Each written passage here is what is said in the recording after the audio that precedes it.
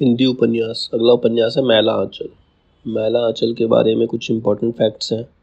मैला आंचल का प्रकाशन अगस्त 1954 ईस्वी में समता प्रकाशन पटना से हुआ था। इसका प्रकाशन हुआ था 1954 में, अगस्त 1954 में इसका प्रकाशन हुआ था। और कहाँ से हुआ था? समता प्रकाशन से, जो कि पटना के अंदर है। इसके लेखक फणीश्वर नाथ रेणु हैं। इसमें कुल 2 खंड हैं। पहले खंड में 44 परिच्छेद है, 44। दूसरे खंड में 23 परिच्छेद है, तो कुल परिच्छेद इसमें 67 है। मैला आंचल में ऑल विशेष की भौगोलिक स्थिति का चित्रण है। मतलब गांव के जो एरियाज होते हैं वहाँ की भौगोलिक स्थिति किस प्रकार की होती है इसके बारे में बताया गया है। उपन्यास की कथा भूमि उत्तरी बिहार का पूर्णिया जिला है। जो सब्जेक्ट लिया गया है वो उत्तरी बिहार का एक जिला है पूर्णिया, वहाँ से इसका सब्जेक्ट लिया गया है। आंचलिक उपन्यास का नायक अंचल ही होता है। मतलब आंचलिक का उपन्यास है तो वहाँ का जो लोकल निवासी होगा वही इसका नायक भी होगा, इसीलिए इस उपन्यास का नायक मेरीगंज है। नायक का नाम है मेरीगंज।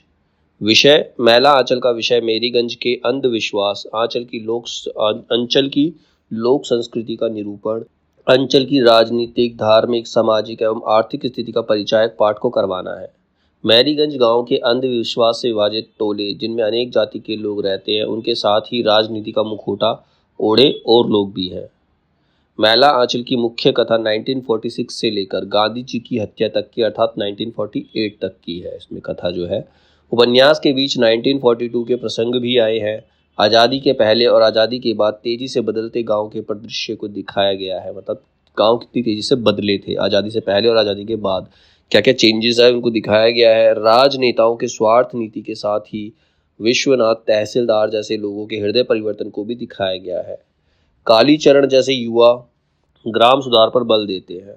इस उपन्यास में संथाल जनजाति का चित्रण मिलता है। मतलब जाति का नाम है संथाल, उसी जनजाति का इसमें चित्रण किया गया है। कबीरपंथी मठ के पाखंड पूर्ण साधुओं की करतूत और निम्न स्तरीय भाषा का प्रयोग दिखाया गया। मतलब बहुत ही नीचे जगह की भाषा का इस्तेमाल किया गया जिसमें गाली गलौज ज़्यादा होती है। लक्ष्मी दासीन के रूप में मठों में फैलते कुकृत्यों का भी चित्रण किया गया है। पहले खंड में स्वतंत्रता पूर्व गांव की स्थिति का दर्शन मिलता है। मठ के महंत रामदास और बाद में सेवादास के थोथे आडंबर और पापाचार, मनुष्यों की गरीबी, बेबसी और शोषण को दिखाया गया है। डॉक्टर प्रशांत का अनुसंधान कार्य, राजनीतिक चेतना, पार्टियों का परस्पर विरोध एवं प्रचार इसके अंदर पहले खंड के अंदर है। सांस्कृतिक चेतना, रूढ़ियों, परंपराओं एवं आडंबरों के प्रति विद्रोह को दिखाया गया है। पर्व, त्योहार, संगीत, रीति रिवाज एवं नृत्य आदि का चित्रण किया गया है। सामाजिक चेतना के रूप में संथालों द्वारा तहसीलदार की भूमि पर बलपूर्वक अधिकार, जिससे जमींदारी प्रथा की समाप्ति होती है। ये सारा प्रथम खंड के अंदर दिखाया गया। द्वितीय खंड के अंदर, दूसरे खंड के अंदर क्या क्या दिखाया है? पुलिस के अत्याचारों का पर्दाफाश होता है। कबीरपंथी मठ की वास्तविकता गांव वालों के सामने आती है। तहसीलदार साहब की कुंठावस्था तथा राजनीतिक पार्टियों की वास्तविकता दिखाई देती है। गांधीवाद की रिक्तता का चित्रण मिलता है। मतलब गांधीवाद कहीं पर भी है ही नहीं। प्रशांत और कमली के विवाह और पटना वापस जाने का निश्चय। पूर्णिया जिले के स्थान स्थान पर बनी नील की कोठियों का वर्णन है। शिल्प की दृष्टि से उपन्यास में फिल्म की तरह एक के बाद एक घटना घटकर विलीन हो जाती है और दूसरी प्रारंभ हो जाती है। उपन्यास में घटना प्रधानता, नाटकीयता, लोकगीतों और लोक पर्वों, किस्सा गोई का प्रयोग किया गया है। मैला आंचल के प्रकाशन के बाद इसकी प्रथम समीक्षा अप्रैल 1955 ईस्वी में नलिन विलोचन शर्मा ने मैला आंचल की समीक्षा शीर्षक से इसकी आलोचना लिखी थी। इसकी पहली बार जो आलोचना हुई थी 1955 में हुई थी और करी थी नलिन विलोचन शर्मा ने इसकी समीक्षा की थी। उन्होंने लिखा था, और लिखा किसने नाम था? मैला आंचल की समीक्षा के शीर्षक के नाम से इसकी आलोचना की उन्होंने। आचार्य नलिन विलोचन शर्मा के अनुसार मैला आंचल हिंदी में गोदान के बाद दूसरा श्रेष्ठ उपन्यास है। मैला आंचल में लेखक ने सारा ध्यान अंचलता की जन चेतना को चित्रित करने पर केंद्रित कर दिया है। मतलब वो वहाँ के लोगों को जगाना चाहता है। अब मैला आंचल के मुख्य पात्र कौन कौन से हैं? आलोचकों द्वारा मैला आंचल में कुल 256 पात्र माने गए हैं। आलोचक मानते हैं 256 पात्र है टोटल। पहला है प्रशांत, जो डॉक्टर है। डॉक्टर प्रशांत अज्ञात कुल से संबंध रखते हैं, उनके कुल का कुछ अता पता नहीं है। उन्होंने पटना मेडिकल कॉलेज से पढ़ाई की। उनके अंदर लोक सेवा, परोपकार जैसे आदर्श गुण कूट कूट कर भरे हुए हैं। गांव में वह मलेरिया के ऊपर रिसर्च करके आते हैं और गांव की संस्कृति और यहाँ के लोगों को देखकर उनकी सहायता करने में ही पूरा जीवन बिताना चाहते हैं। मतलब वो दूसरों का भला करने वाले एक इंसान है। ठीक है। और दूसरी कैरेक्टर है कमली। तहसीलदार विश्वनाथ की पुत्री है। वहाँ का तहसीलदार है, उसकी बेटी का नाम कमली है, जो कि किसी विशेष बीमारी से पीड़ित है जिसका इलाज डॉक्टर प्रशांत करते हैं। फिर है इसका करेक्टर कालीचरण, गांव का एक युवक है तथा सोशलिस्ट पार्टी का नया कार्यकर्ता है। बलदेव, यह अपने समाज में पिछड़ेपन तथा अज्ञानता को उजागर करते हैं, तो दूसरी ओर गांधीवाद के विद्रूप को बालदेव दिखाना चाहता है कि किस प्रकार गांधीवादियों ने गांधीवाद को विकृत कर दिया है, मतलब बदल दिया, अपने हिसाब से उन्होंने नेताओं ने चेंज कर दिया है। कांग्रेसी नेता से प्रभावित होकर वह स्वराजी दल में शामिल होता है। बालदेव गांधी जी की विचारधारा में गहरी आस्था रखता है। वह अहिंसा, त्याग, आत्मशुद्धि तथा अनशन को महत्व देता है। बालदेव के जीवन का उद्देश्य है मैरीगंज गांव को उन्नत और विकसित करना। उसका एक ही उद्देश्य है कि वो अपने गांव को आगे बढ़ाए, उसकी डेवलपमेंट में सहयोग करे। फिर है बाबन दास। बाबन दास कौन है? बाबन दास मैला आंचल में गांधी जी के प्रतीक है। कांग्रेस शासन में ताकत, कालाबाजारी, कांग्रेसी दुलार, चंद कापरा जैसे लोगों के पास है।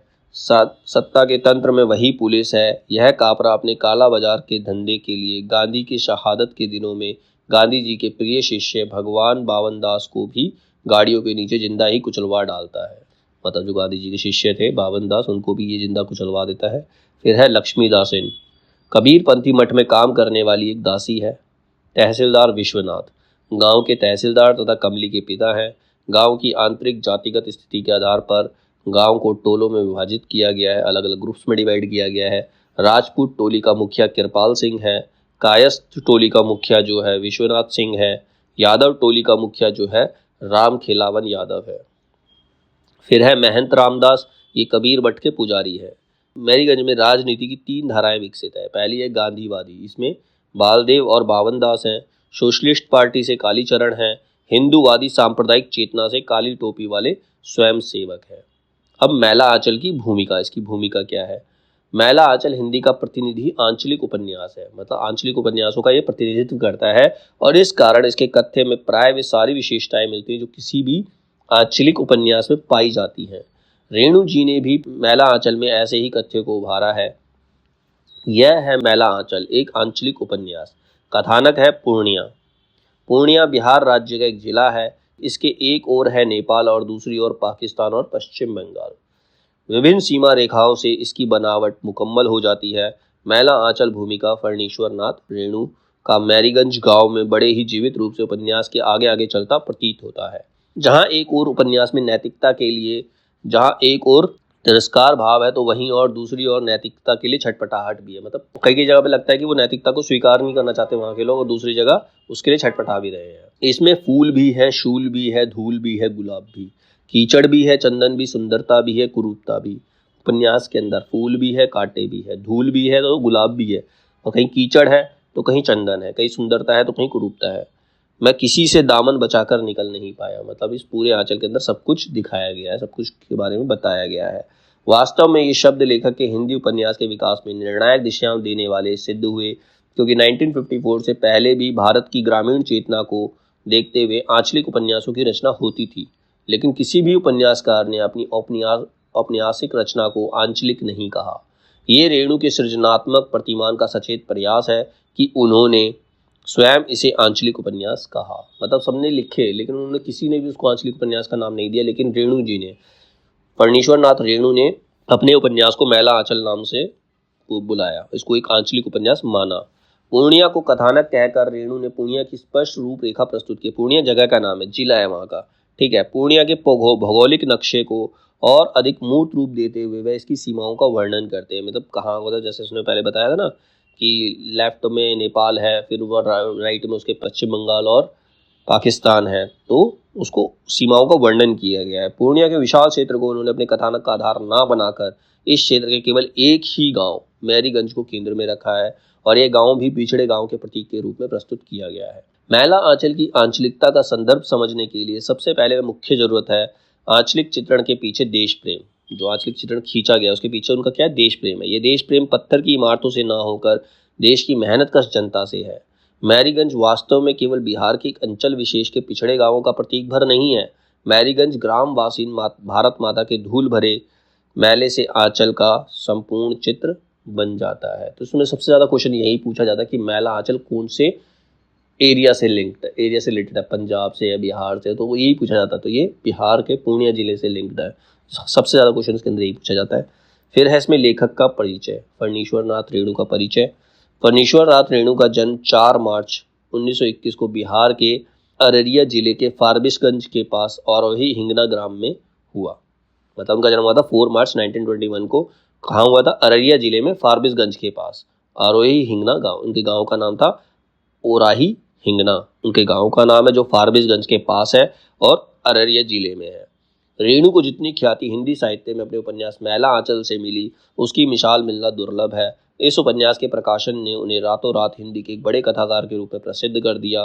रेणु के प्रसिद्ध अन्य उपन्यास है मैला आंचल। इनके और भी उपन्यास हैं, कौन कौन से? पहला तो मैला आंचल हो गया, पढ़ती परिकथा, दीर्घ तपा, कलंक, मुक्ति, जुलूस, कितने चौराहे, पलटू बाबू रोड। तो ये 4-5 ही याद रखना, क्योंकि पूछा जा सकता है कि इसके राइटर है कौन।